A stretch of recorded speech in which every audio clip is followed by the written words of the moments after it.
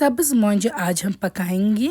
कोलराबी जो है उसको हम कश्मीरी कई स्टाइल में बनाते हैं, स्पाइसी भी बनती है, लेकिन जो ये सब्ज़ मोंज है ये बिल्कुल सादा खाने में बहुत ही लजीज लगता है। बनाने के लिए हम मोंज अच्छे से क्लीन करेंगे, मस्टर्ड ऑयल जो है वो गर्म कर देंगे, फिर हमने मोंज को वॉश कर देना है, ड्रेन होने के लिए रख देना है और उसके बाद ही हम इनको फ्राई करने के लिए डाल देंगे तेल पे, वरना काफ़ी सारी छींकें बाहर आ सकती है। जब इसमें सारा आप मोंज ऐड कर देंगे इसके साग के साथ, फिर एक बार इसको मिक्स कर देंगे आप, और इसमें हम साथ में ही नमक भी ऐड कर देंगे। नमक आप अपने टेस्ट के मुताबिक डालिएगा। नमक साथ में इसलिए ऐड करना है कि नमक ऐड करने से जल्दी इनका पानी जो है वो रिलीज़ होगा और मोंज जो है वो जल्दी फ्राई हो जाएंगी। तो मोंज को आपको साग के साथ एक साथ ही फ्राई कर देना है। ये सिंपल भी बन जाता है और जल्दी भी इस तरीके से हो जाती है।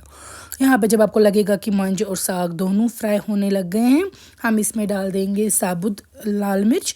मैंने यहाँ पे 2 डाल दिए हैं और मैंने साबुत हरी मिर्च भी 3 डाल दिए हैं। गार्लिक अगर आपके पास साबुत होगा तो ज़्यादा बेहतर है, लेकिन मेरे पास गार्लिक का पेस्ट है तो मैं वो ऐड कर दूँगी।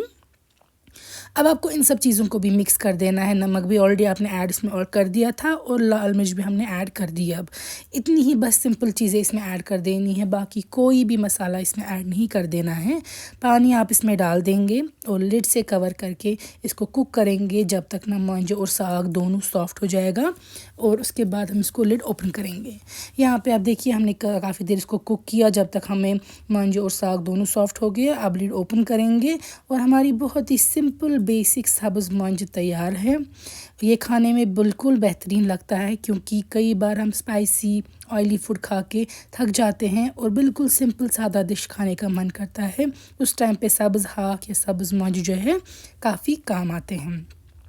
यहाँ पे हम इसको डिश आउट करेंगे गरम चावल के साथ। हमने थोड़ा सा चटनी ऐड की है, यहाँ पे प्याज की चटनी। आप चाहे तो अचार के साथ भी इसको खा सकते हैं और बहुत ज़्यादा टेस्टी लगता है खाने में और दिल को भी सुकून मिलता है ऐसे बिल्कुल सिंपल रेसिपीज़ खाने से। उम्मीद है आपको ये रेसिपी पसंद आई होगी और आप ज़रूर घर में एक बार ट्राई करेंगे।